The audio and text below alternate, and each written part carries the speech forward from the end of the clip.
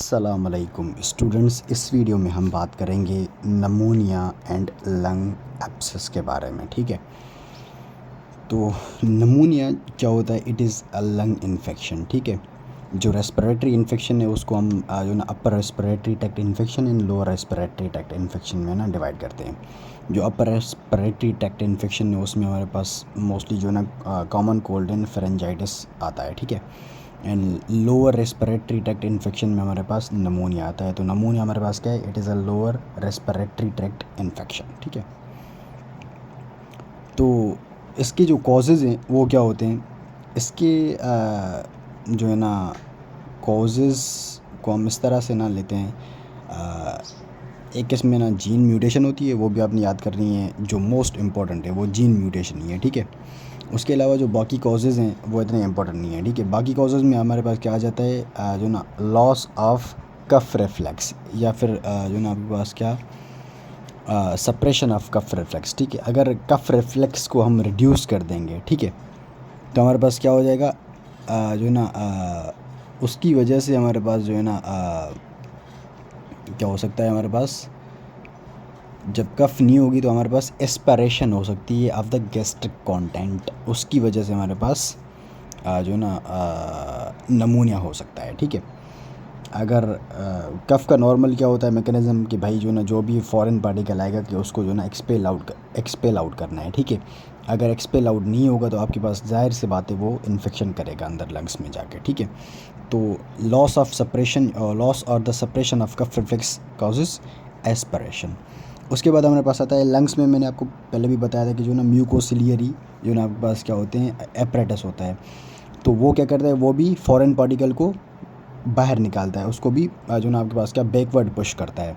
तो अगर वो भी नहीं होगा, लाइक जो सिगरेट स्मोकिंग करते हैं उसमें ना उन पेशेंट्स में आपके पास क्या होगा? वो जो म्यूकोसिलियरी एपरेटस है उसकी जो है ना आपके पास क्या डिस्ट्रक्शन हो चुकी होती है। तो उसकी वजह से आपके पास क्या होता है? जो ना फॉरेन पार्टिकल या फिर कोई भी इनहेलेशन करते हैं, लाइक जो ना कोई भी कोरोसिव मटेरियल है, तो उसकी वजह से आपके पास क्या उनमें फिर इन्फेक्शन हो जाता है। ठीक है, उसके बाद हमारे पास आता है कि अक्यूमुलेशन ऑफ द सीक्रीशंस।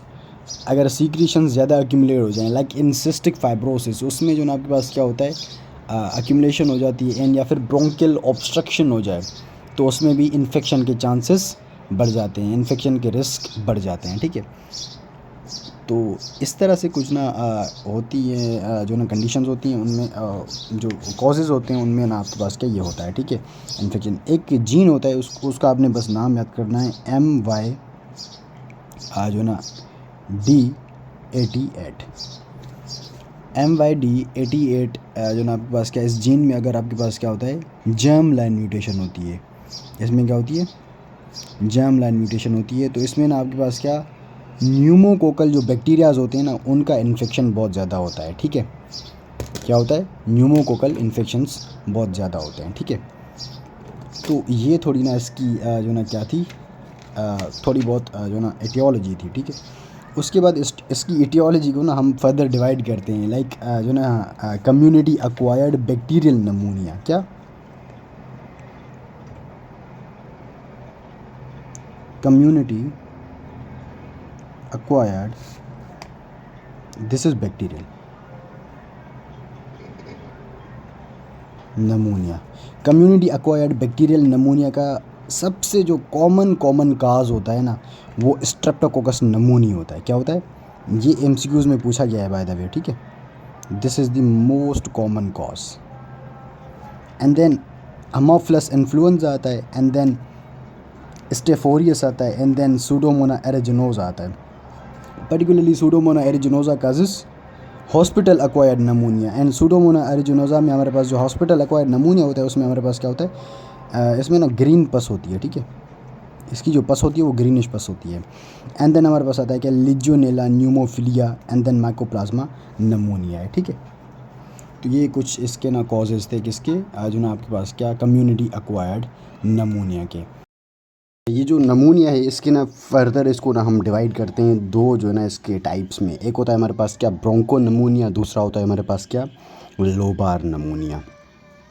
जो आपके पास ब्रोंको नमूनिया है इसको इस तरह से समझते हैं। Let's suppose this the lung, ब्रोंकोनमोनिया में आपके पास क्या मिलेगा, आपको पेची कंसोलिडेशंस मिलेंगी। मतलब क्या, एक पूरा सा ना, पूरा जो लंग है, पूरे लंग में लेट सपोज ये एक लोब है, ठीक है। इस लोब में पूरे में आपको नमूनिया नहीं मिलेगी, इसमें सिर्फ इस तरह से ना थोड़ी बहुत थोड़ी थोड़ी इस तरह से ना पेची पेची कंसोलिडेशंस मिलेंगी। इसको हम बोलते हैं क्या, पेची कंसोलिडेशन। थोड़ी थोड़ी जगह पर ना आपको जो ना आपके पास क्या इन्फेक्शन मिलेगा, ठीक है, पूरे लोब में नहीं मिलेगा। इसको हम कहते हैं क्या, ब्रोंको नमोनिया। एंड देन हमारे पास आता है क्या, लोबार नमोनिया। लोबार पूरे लोब में होगा, ठीक है, consolidation of a large portion of lobe और अ इंटायर लोब। ठीक है, इसमें पूरा का पूरा जो लोब है वो पूरा आपके पास क्या होगा, इन्फेक्टेड होगा, ठीक है। इसको हम बोलते हैं क्या, लोबार नमूनिया। ये एमसीक्यूज़ में ये दोनों पूछे जाते हैं आपसे, ठीक है। अच्छा, उसके बाद इसमें ये जो पार्ट है ना, ये सुपर इम्पोर्टेंट है इसका, ठीक है। इसमें से आपसे एमसीक्यूज़ ज़्यादातर पूछे जाते हैं अभी इस पार्ट में से, ठीक है। जो नमूनिया है इसके ना आपके पास क्या, जो लोबार नमूनिया है, इसके 4 स्टेप्स होते हैं। क्या होते हैं इसके, 4 स्टेप्स होते हैं, ठीक है। नंबर 1 को हम बोलते हैं क्या, कंजेशन। क्या, कंजेशन। अब कंजेशन में होता क्या है, let's suppose these are the alveoli. ये दोनों क्या, एल्वियोलाई हैं। एल्वियोलाई के बीच में यहाँ पर क्या होगा, थोड़ा बहुत ना आपके पास क्या होगा, फ्लूइड होगा। यहाँ पर क्या होगा, थोड़ा बहुत फ्लूइड होगा। मतलब क्या, यहाँ पर क्या होगी, इन दोनों एल्वियोलाई के बीच में है फ्लूइड है, तो इसको हम बोलेंगे क्या, इंट्रा एल्वियोलर एडीमा। क्या, इंट्रा एल्वियोलर एडीमा। एंड यहाँ पर जाहिर सी बात है, एडीमा है तो इसमें थोड़े बहुत न्यूट्रोफिल्स होंगे और थोड़े बहुत बैक्टीरियाज होंगे, ठीक है। इसको, ये क्या आपके पास इंट्रा एल्वियोलर एडीमा, ये कंजेशन का पार्ट होता है, इंट्रा एल्वियोलर एडीमा।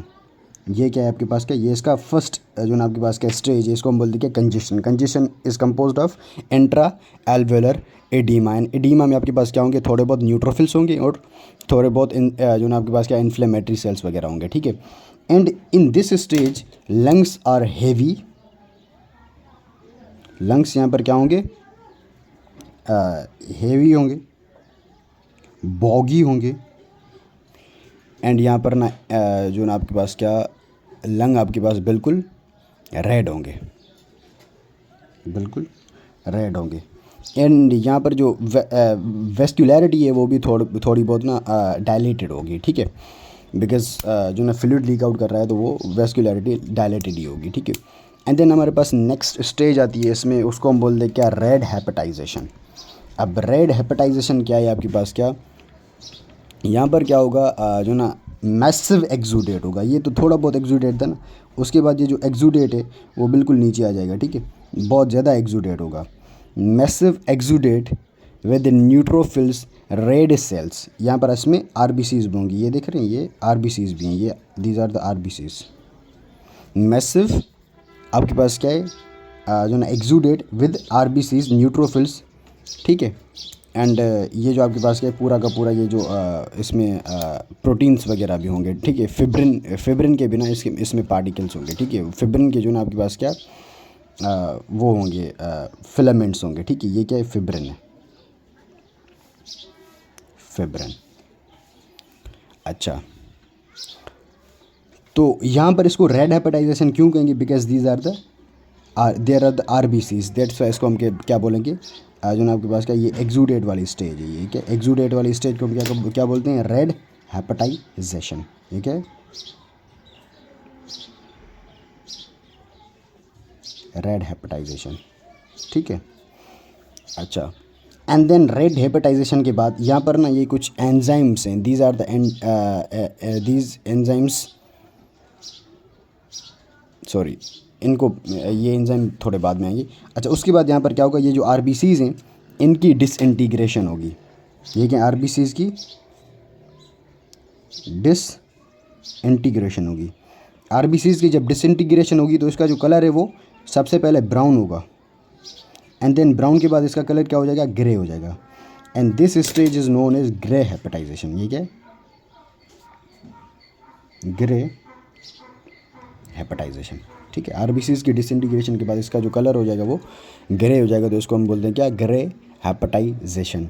एंड ये जो ना आपके पास क्या ये इन सारों में से एमसीक्यूज़ पूछ रहे होते हैं, ठीक है। ये सिनेरियो पूरा देंगे, ये बोलेंगे कि यहाँ पर आरबीसीज़ डिसइंटीग्रेट होना शुरू हो गए हैं, कौन सी स्टेज, या फिर आरबीसीज़ की डिसइंटीग्रेशन अभी तक स्टार्ट नहीं हुई, कौन सी स्टेज है, ठीक है।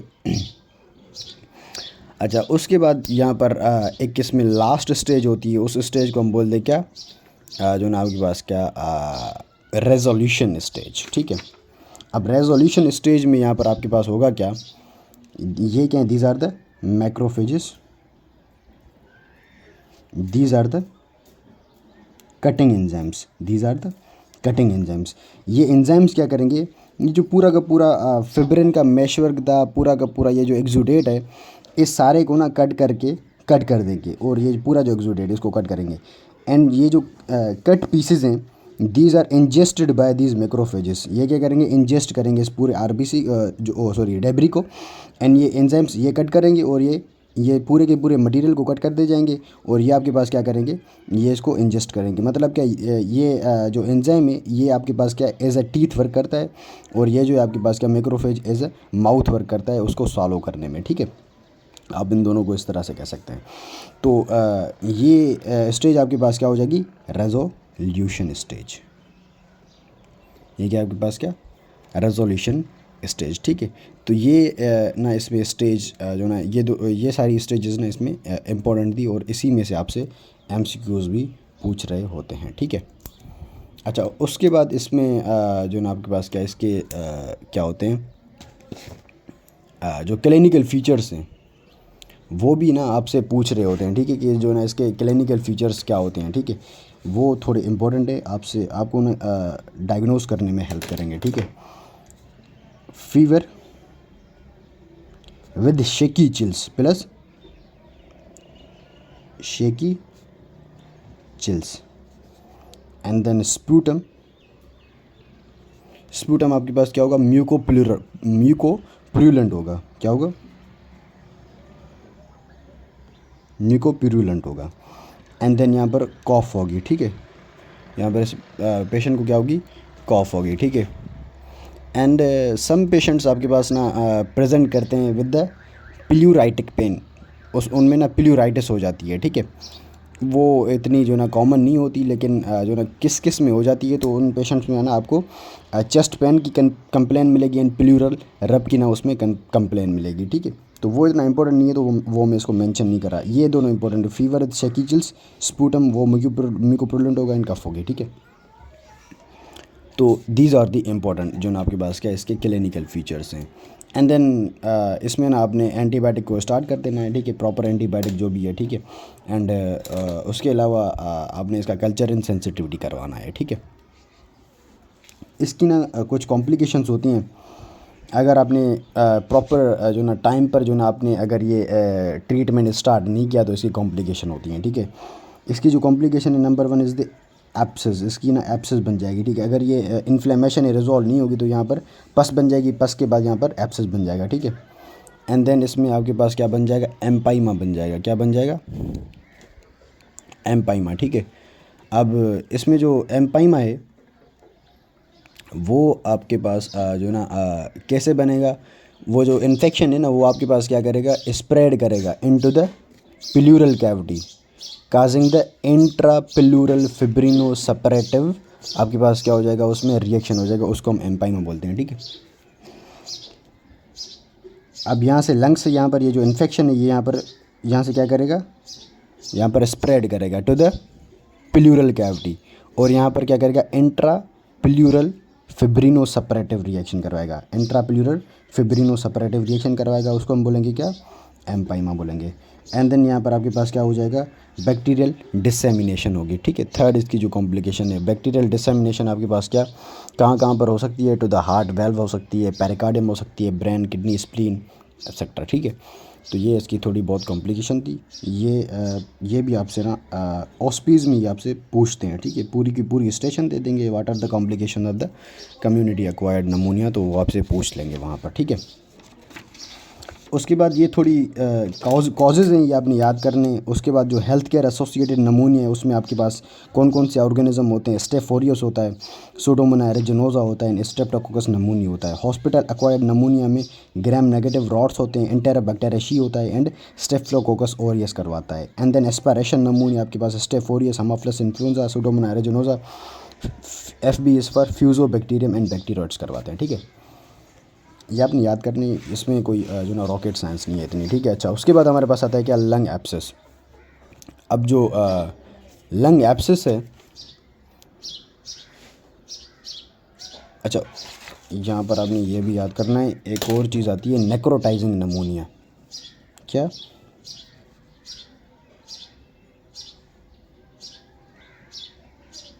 Necrotizing pneumonia and lung abscess, ये कौन करवाता है? ये आपके पास ना स्टेफिलोकोकस ऑरियस, क्लेब्सिएला नमूनिया है, एंड स्ट्रेप्टोकोकस पायोजीन्स। क्लेब्सिएला इम्पोर्टेंट है। ठीक है,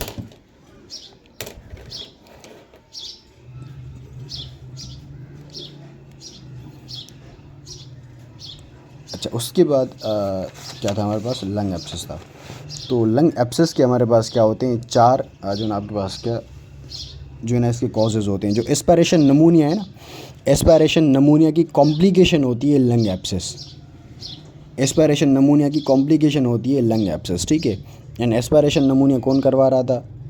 Steph aureus, haemophilus influenza and pseudomonas aeruginosa, bacteroides and fusobacterium करवा रहा था। ठीक है, इसमें जो आपके पास होता है staph aureus, Pseudomonas aeruginosa and Haemophilus influenza, वो ना बहुत कॉमन होते हैं, एस्पायरेशन नमूनिया करवा रहे होते हैं। ठीक है, और वो आपके पास क्या होते हैं, एरोब्स होते हैं। बाकी जो बैक्टीरियोइड्स एंड फ्यूजोबैक्टीरियम में वो आपके पास क्या है, एनारोब्स हैं। ठीक है, यहाँ पर ये मैंने बताया था ना, H influenza, haemophilus H influenza, pseudomonas aeruginosa and staph aureus, these three are aerobes. बाकी ये जो दोनों हैं दीज आर एनारोब्स। ठीक है,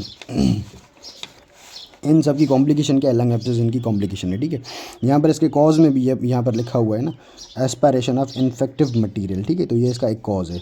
नंबर दूसरा इसका post pneumonic and post transplant, ये लंग एब्सेस हो सकती है। एंड सेप्टिक एम्बोलिज्म भी इसका करवा सकता है, नियोप्लाज्म्स भी लंग एब्सेस करवाते हैं। ठीक है, इसकी जो डेफिनेशन है, it is a local separative process produces the necrosis of the lung tissue. It is a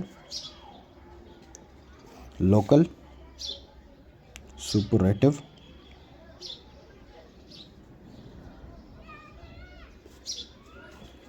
process